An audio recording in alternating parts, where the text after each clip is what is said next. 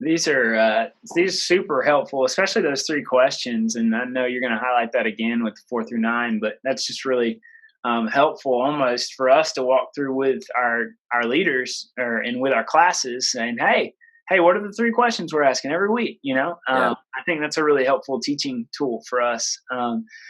So the first 6 weeks, there's almost a disproportionate time, which is exciting. It makes sense. That we're in Luke 1 through 3, which is super encouraging because all through December and into January, we're walking through the Christmas story and the story of the birth of Christ up to John the Baptist. And so, how should we think about that in particular as we walk through?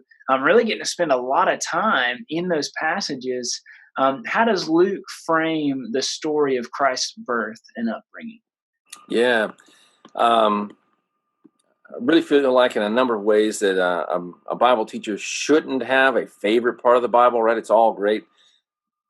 But Luke 1 and 2 are some of my favorites.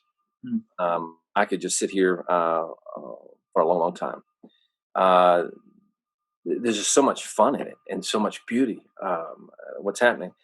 So one of the things in 1 to 3 is that you have two stories, and they are parallel, but they're interwoven.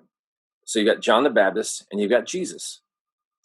And growing up from my earliest days, I was taught, the Bible's the Word of God, and it's true, and I believed that and read it. But what I didn't understand until a little bit later was that's true, and it is literature. So Luke is doing something here. It's not just, he had some kind of contract with John the Baptist family, so he had to give him enough airtime. But he's doing something by putting these side by side. And mainly, what that's doing is it's serving his agenda of pointing out that Jesus is the promised Messiah. But it's fun to notice this back and forth. So it opens after his dedication to Theophilus. It opens with John the Baptist and the announcement to Zechariah that he's going to have a son. So we kind of, if we didn't know the Gospel of Luke, we kind of think, okay, tell me about Jesus, and all of a sudden this John guy. So we have a supernatural announcement, and then we shift scenes, as it were, and then we've got a supernatural announcement to Mary. And then our stories converge because Mary goes to see Elizabeth. And we have the Magnificat and all the things going there. Then we go back to John the Baptist and the response. You got Zechariah's song. Then we move to the birth of Jesus, which is a little longer. And that's all of chapter 2. But chapter 3 is back to John the Baptist. So John the Baptist is born first. That's just chronologically true, but it's in the gospel. He's mentioned first about he's going to be born, and then Jesus. He actually is born, and then Jesus. But then John starts his ministry, and then Jesus. And all of this is coming together, and Luke keeps pointing to the Old Testament to say, look, as if he's excited. He's going, hey guys, check this out.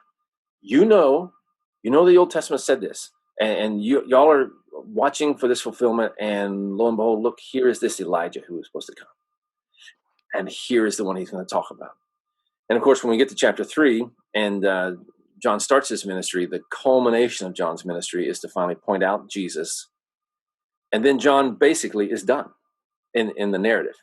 There'll be reference to his death, but those first 3 chapters, that's what he's there for. The stories are interwoven in order to point out, notice who this Jesus is. So that's kind of big picture of what's there. But I'd like to take a minute and just dive into a few things of what's in this text. When you go back to the announcement to Zechariah, right? So we probably have some basic familiarity here, and so we know he's a priest. He's in the temple. This is his turn to go in and do the sacrifice.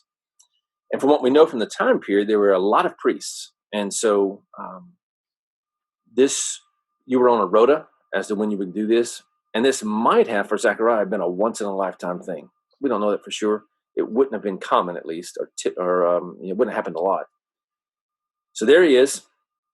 One way or another, this got to be a big deal, right? You're a priest. This is what you train for. Here's your chance. And you're going to go do this thing. You don't want to mess it up and all that. And he's in there, and an angel shows up. Now, for church people, so Christians, people who've been in church for a while, been around the Bible, that's a blessing, but we can take some things for granted. We've read the Bible enough, Old, New Testament, we've read these texts enough that we might get the idea angels came and talked to people all the time. They're kind of a sense of the people in the first century world. Oh, here's another angel. There he is. Great. But that is not the case. That's not what went on. So when Zechariah is here in the temple and this angel shows up, this would have been freaky. It says fear fell upon him. Of course. For one thing, some of you probably experienced, you're in a room at your house or wherever, and nobody's there, and you know nobody's there, and you're going along and you turn around and somebody is there. That's freaky. Well, he has that, plus this is an angel. And every time angels show up to people, they in the Bible, they freak people out. So there's an awesomeness about their presence, which is kind of weird about common language we use. Some guy says of a girl, you're an angel, or you look like an angel. I always tell college students that the gal should say, oh, so I scare you to death and make you pass out. Because that's what happens. But this is a scary thing, and he doesn't know what's on. And then he gets told, hey, this is what's going to happen. Well, we know that he doesn't believe right away, so he gets judged for that. There's a point here about believing God. But this mention that John the Baptist is not to drink wine or strong drink, we may not, what's going on there? This is almost certainly a reference to the Nazirite vow in the Old Testament, which typically was for a period of time. You would take a special vow, and during that time, you would abstain from these things and not cut your hair as well. And then when the vow was over, you would go back. But Samson is one who is a Nazirite from birth throughout his life, and it seems Samuel. And so I think that's what's being referred to here. So again, with people who know the Old Testament, we've got a notice this is a special birth, like Samson, like Samuel, like some others in the Old Testament. So this is a highlighted person. And then this vow here is going to highlight him even more. There's something very special about this child who's going to be born. And he tells him he's going to be the Elijah. This is a reference to Malachi. He's going to be the one who prepares the way of the Lord. I told you I love these. I could stay here too long, but we do know the name of this angel. He's Gabriel, one of only two angels mentioned in the Old Testament. And Daniel, Gabriel, is the one that comes to explain to him a vision about end times and things. So, and he comes with a swift flight. But I like this text. His name's not mentioned. When he just shows up, he's got a message to give. So he just gives it. But it's when Zechariah says, are you for real? That the answer is, I am Gabriel, who stands in the presence of God. In other words, what are you doing doubting me, boy? I showed up here to tell you this. So he's going to be mute until the right time. So that's the foretelling of John the Baptist. Then when the scene shifts, we're told directly then Gabriel's the angel on the next mission, and he goes to a city of Galilee named Nazareth. Again, as people familiar with the biblical text, we kind of know that's what's coming. We might miss the connotation that would have been clear in the first century world. Luke is self-consciously writing the Jews and Gentiles, it seems. Jewish people, well, probably Gentiles, Greek speakers, they wouldn't know where this is anyway. It's, somebody tells you a story about some place and you don't know where it is because it was an insignificant place. But Jewish people would probably be surprised. You may remember from the Gospel of John when one of the disciples says, can anything good come out of Nazareth? So this is not a highly favored place. This is the wrong side of the tracks. So when Gabriel goes to a city of Galilee named Nazareth, people would be scratching their heads. What? We know Messiah. He should be born in Bethlehem. That's on the far south end of the country. Nazareth is on the far north end of the country. So we're not even in the right place. The Samaritans are even between here. It's a long way away. Something's going wrong. And one of the things I love most, be careful about saying most because everything ends up most, but in the Christmas story is we see God at work accomplishing rescue, accomplishing salvation in the midst of darkness. I think, or well, I know I've watched my own heart as I've served and watched others. We tend to think if something good's coming, then everything's looking right. If God's about to take care of me, if God's about to rescue me, if God's about to do something big in my life, then I'll hear the soundtrack and it's obvious and it's coming.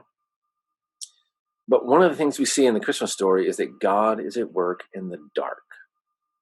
God very often is at his deepest work in the darkest times.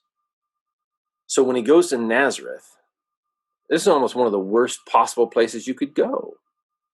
In Isaiah, you saw the text. Well, I don't know if you hit all of it. So you may have seen the text when it refers to Galilee of the Gentiles. And Gentiles is almost a curse word. It's where those people live. But he's going to go there. And from there, he's going to bring the rescuer. So he goes, it says, to a virgin betrothed to a man whose name was Joseph, and he's in the house of David. Boom. All right, we're hearing this. We've got a David line. But then this story is also one of my favorites. I don't know if we think about it realistically enough. Angel shows up to Mary. A girl named Mary in Nazareth should expect angels to show up. He says, hey, you're going to have a baby. She says, oh, cool. That's nice. What will he be? He'll be the Messiah. That's wonderful. I would love to do that. Thank you. Of course not. This is Mary. She's probably mid to early teenage years. She's doing some work on her own. Nobody else is mentioned. It seems that she's alone. So put yourself in that situation. You're in a small town. Some of you are from small towns. You know how this works. In small town, everybody knows everybody. So you're in a small town. You're doing your stuff. And lo and behold, some unknown dude shows up. And it's just you and him. And he says, greetings, O favored one. The Lord is with you. That's weird. Some things have changed in culture. Some things stay the same. But I mean, that's got to sound like this is a really creepy pickup line or something. Because she's never seen this guy before within a small town. And it says, she was greatly troubled at the saying. Exactly. She tries to discern what kind of greeting this might be. What kind of greeting? Not what do those words mean, but what are you after? What is this? So this is freaky, scary. And what's the next thing he's going to say to her? You're going to get pregnant. This is only getting weirder. But he tells her she will bear a son, and he will be called the Son of the Most High. Now, we find out from Mary's song, she knows the Old Testament. She knows what he's saying now. The Lord God will give to him the throne of his father David. He'll reign over the house of Jacob forever and ever. She gets it. Boom. You're going to be mother to the Messiah. Now, again, we know that the Jews have been talking about Messiah. They've been looking for the Messiah. They had ways to, every year at the Passover, to think about the Messiah coming. We know that. So if we know that, I wonder what little Jewish girls in the first century and the century before that did. I know that young girls across cultures and across time sit around and talk about when they're going to get married. Little boys don't do that. But little girls do, what that might be like. So I just wonder if little Jewish girls didn't sit around and say, maybe I'll be mother to Messiah. Who will be the mother to Messiah? Well, not Sally. We know it wouldn't be her or whatever. So here's Mary all of a sudden. She gets this incredible news. Probably something that is aspired to by Jewish young ladies. And one of the things that I like particularly about Mary here is how level-headed she is. She doesn't go all, whatever. But she's very level-headed. She asks a very sensible question. And it's not a doubting question. It's just, she basically takes it all in and says, okay, I just got a question. How's this going to happen? Because I'm a virgin. Now, we've been told that she's engaged to Joseph. So it seems to me that what she's saying is, okay, sir, thank you. I realize this is a message from God. Do I need to tell Joseph? Do we need to move up the wedding date? Just very sensible. And we know that's not a doubting question because Zacharias, just before this, doubted, and the angel said, you're going to be punished for it. He doesn't rebuke Mary at all. He just says, I will answer your question. So great question. And there's, of course, the miraculous part. The Holy Spirit will come upon you, and the power of the Most High will overshadow you. Therefore, the child to be born will be called Holy, the Son of God.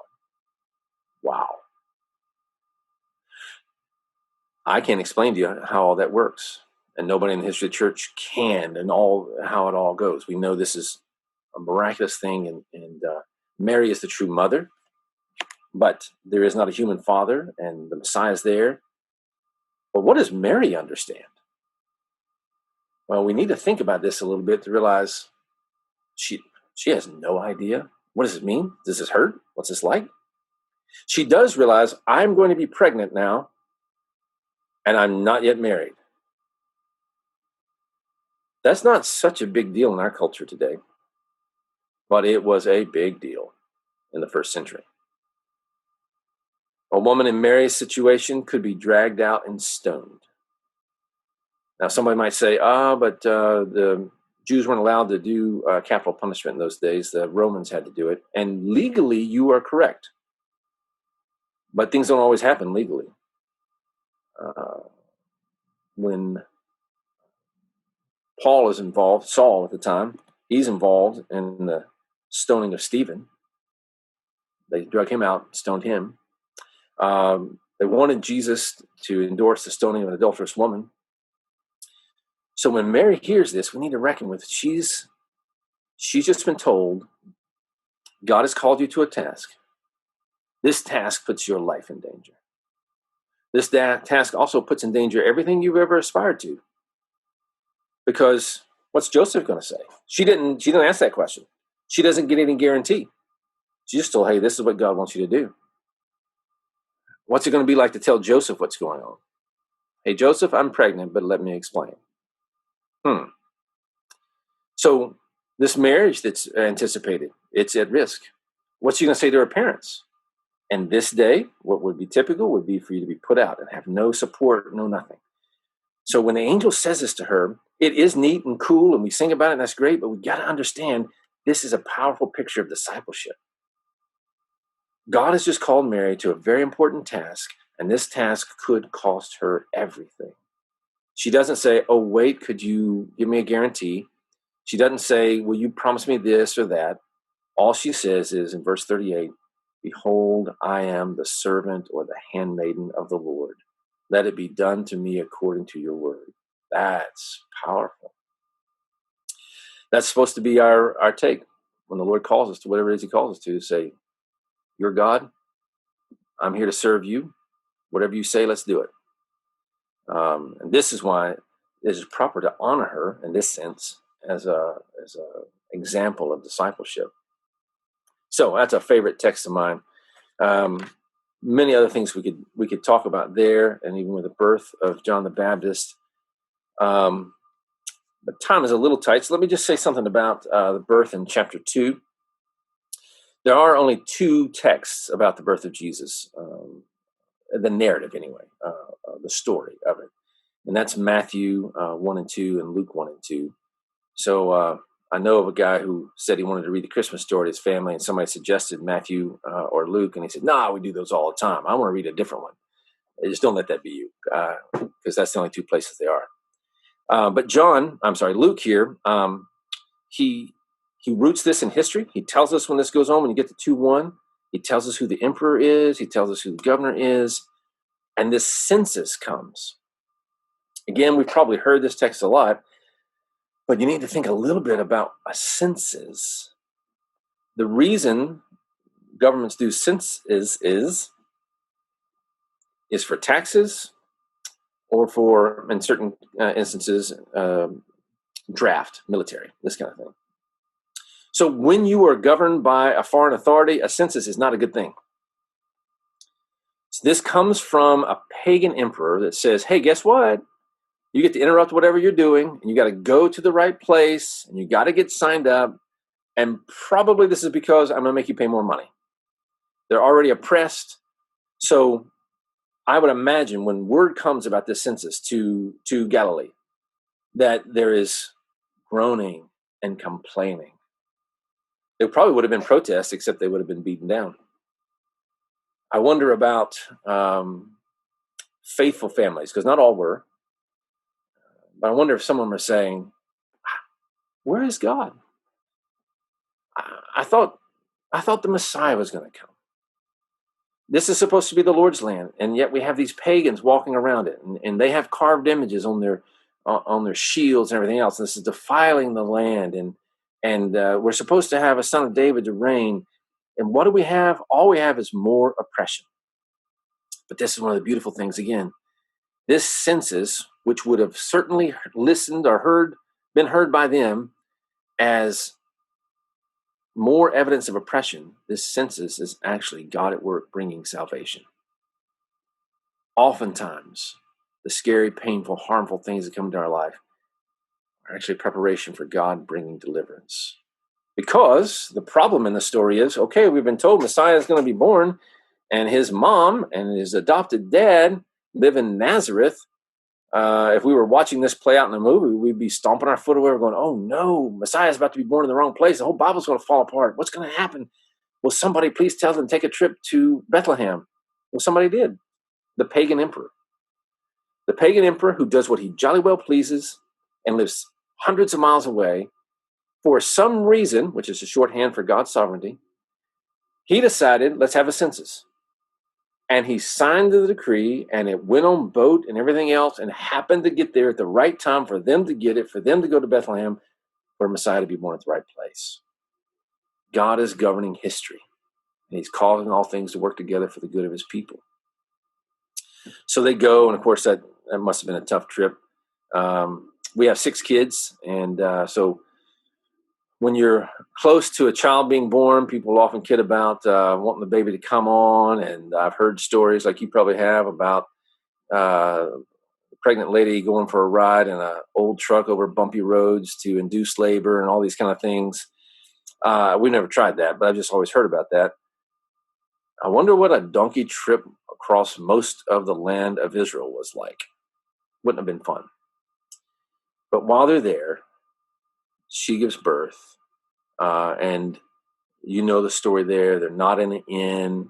We could go into, there'll probably be some good detail of that in your book. But big picture here, we have the thing of Messiah shows up. He's not in Jerusalem. He's not in the big city. He's in Bethlehem, which was prophesied. But even there, he's not in the normal place of human habitation. He is on the outside. So Luke, who's going to point out at various times how Jesus is interested in those on the margins, he's the one that tells us Jesus is born on the margins. He's born on the outside. And the shepherds who are ritually unclean because they're dealing with sheep, they are the first ones to hear about it. They're the first witnesses. They're ritually unclean, and yet they come to the Messiah. And the Messiah is here for all people. That's part of what the angels tell them. They bring great news, which will be for all the people, not just Jews, but all people. And again, we shouldn't think that, what are shepherds? Shepherds in Israel are people who keep sheep and listen to angel songs. No. When this angel shows up, it scares him too. Scares them, I should say. It's one, and then there's a whole multitude. And they go and they obey, first of all. They go to do what they're told, and they find, just like they were told, Mary, Joseph, and the baby. And they rejoice. They tell other people. So amazing things there. Well, I probably should stop there. I'll just say that the story of Jesus at 12 years old in the temple is another great one. It's just a fun story. If any of you parents have ever left kids, my 4th son, we've left at church 3 times, I think. Never left any of the other ones. I'm not sure what that says, but you can see that human drama, but you see Jesus knows who he is. That's the thing. Because remember our question, who is he? This is showing us he knows who he is already. And they begin to get it as he moves along. So I'll stop there, see if there's any other questions.